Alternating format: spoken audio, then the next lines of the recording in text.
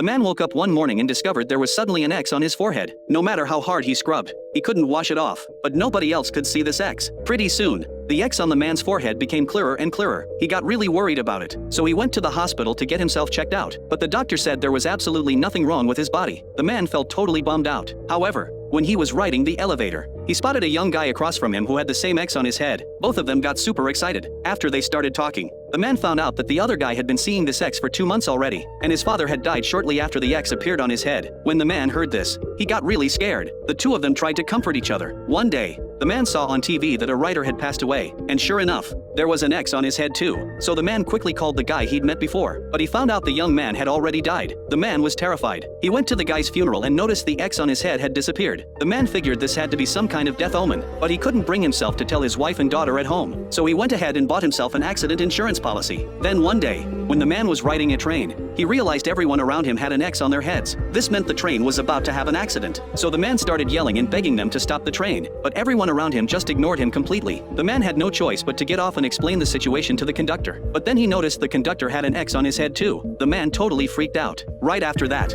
he saw that everyone at the train station had X's on their heads. The man got scared and started running away as fast as he could. But when he got outside the station, he was completely stunned because everyone on the street had X's on their heads too. The man thought some major disaster was about to happen, so he rushed home as quickly as possible. But he discovered his wife and daughter had X's on their heads as well. The man was completely lost. Just then, even the TD host had an X on his head. It turned out someone had gotten infected with a virus. The officials said the virus was under control, but everyone who appeared on TV had X's on their heads. The man completely lost it.